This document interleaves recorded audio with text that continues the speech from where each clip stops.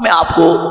2-3 سنتوں کے بارے میں بتاؤں، وہ سنتیں یعنی 2-3 صحابہ کرام علیہ الرضوان کے عمل بالسنہ کے حوالے سے جذبے کو بتاؤں، اور پھر ہم اپنی زندگی کا جائزہ لیں۔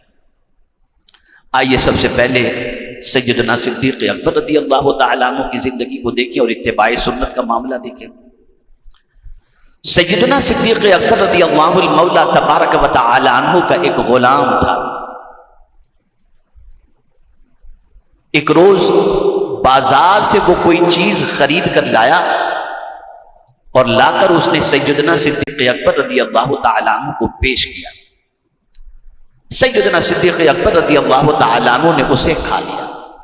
لیکن کھانے کے فوراً بعد خیال آیا کہ پوچھوں تو صحیح اس سے کہ یہ لایا کہاں سے، اس کے پاس پیسے کہاں سے آئے۔ تو غلام سے پوچھا صدیق اکبر رضی اللہ تعالی عنہ نے کہ یہ کہاں سے تم نے خریدا اور کس پیسے سے تم نے خریدا؟ تو اس نے کہا کہ حضور زمانہ جاہلیت کے اندر، یعنی پہلے میرا معاملہ ایسا تھا کہ میں نے کسی کی فال کھولی تھی، جبکہ مجھے فال کھولنا بولنا کچھ آتا نہیں تھا، تو جس کی میں نے فال کھولی تھی اس نے مجھے، آج میری ملاقات ہوئی تو اس نے مجھے کچھ پیسے دیا اور اس پیسے سے میں یہ چیز خرید کر لایا اور آپ کی خدمت میں میں نے پیش کی۔ صدیق اکبر رضی اللہ المولا تبارک و تعالی عنہ فوراً گئے اور جانے کے بعد قائی کرنا شروع کیا، اپنے منہ کے اندر حلق کے اندر انگلی ڈال کر جتنا اس کے پیسے کا کھایا تھا اس کو نکالنا انہوں نے شروع کیا، اور اس کے بعد فرمایا کہ میرے آقا صلی اللہ علیہ وسلم کو حلال کے علاوہ کوئی چیز پسند نہ تھی، میں اپنے نبی کے طریقے کے سوا کسی اور طریقے پر عمل نہیں کر سکتا۔ یہ جذبہ تھا سنت پر عمل کا،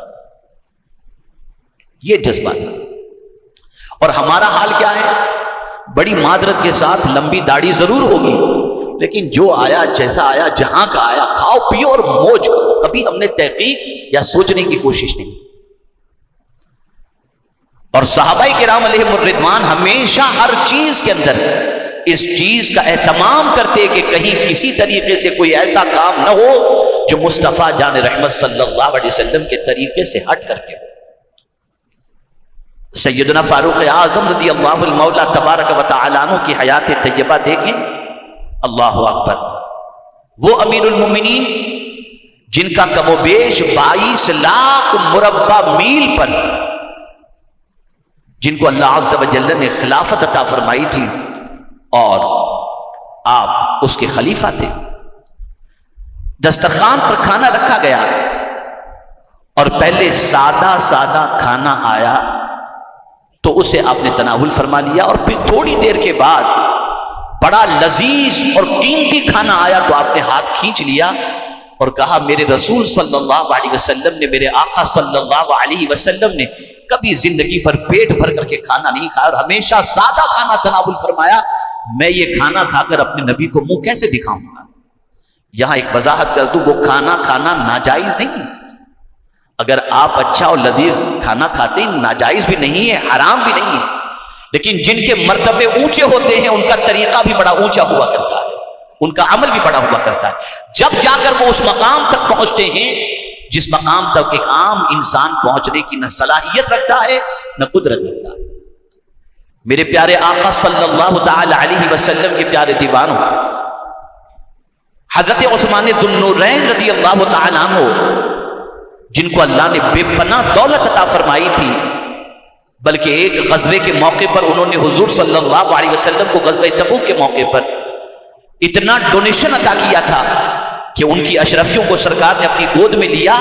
اور اسے گھماتے رہتے اور کہتے اے عثمان تم جو کچھ کرو تم جنتی۔ لیکن حضرت عثمان ذو النورین رضی اللہ تعالیٰ عنہ جن کو اللہ نے اتنی دولت دی تھی، ان کی زندگی کا حال کیا تھا؟ ہمیشہ خوف خدا کی وجہ سے روتے رہتے تھے،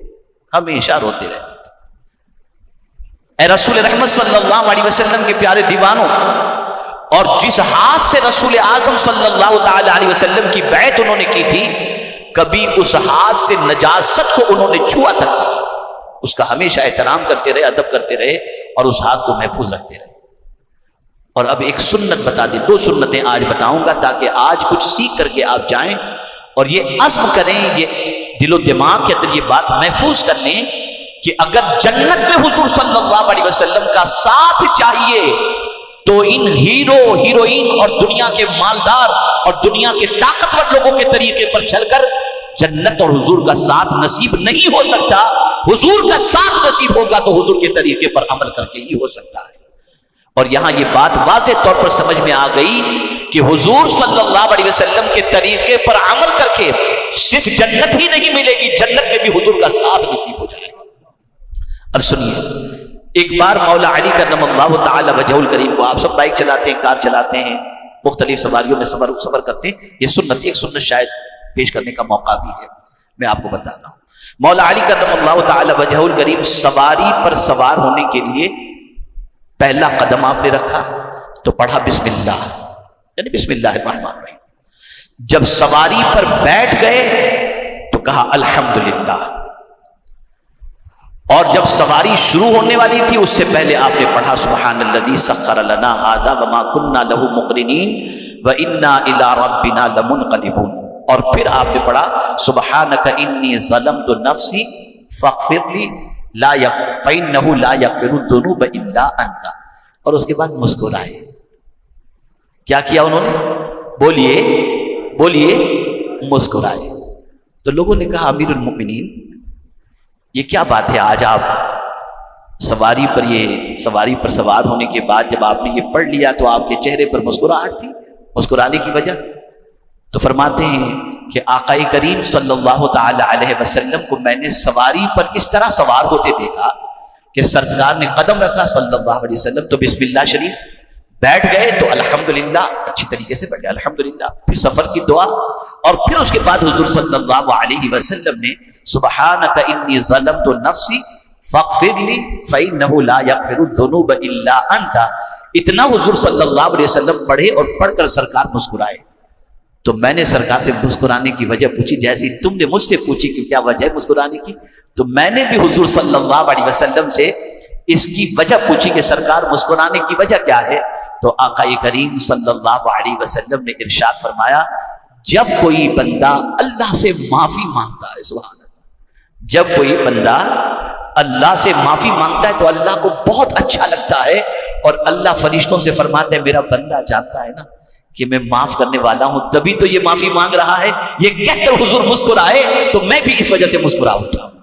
یعنی آپ اندازہ لگائیں رسول رحمت صلی اللہ علیہ وسلم کی اس ادا کو بھی صحابہ چھوڑنے کے لیے تیار نہیں تھے، بلکہ اس ادا کو اپنا کر مصطفیٰ جان رحمت صلی اللہ علیہ وسلم کی سنت کو زندہ کرتے تھے. آج سنت کی پامالی ہو رہی ہے، آج رسول اعظم صلی اللہ علیہ وسلم کے طریقے کو چھوڑا جا رہا ہے، اور آج تاجدار کائنات صلی اللہ علیہ وسلم کے طریقے پر عمل کرنے والوں کو حقارت کی نظر سے دیکھا جاتا ہے. داڑھی رکھ لے لڑکی نہیں ملتی جلدی سے، برقع پہن لے رشتہ جلدی سے نہیں آتا، الا ماشاء اللہ. حالات اتنی تیزی سے خراب ہو رہے، اب تو سب کو دنیا ماڈرن یہی ساری چیزیں چاہیے. تو اپنی سوچ کو بدلو.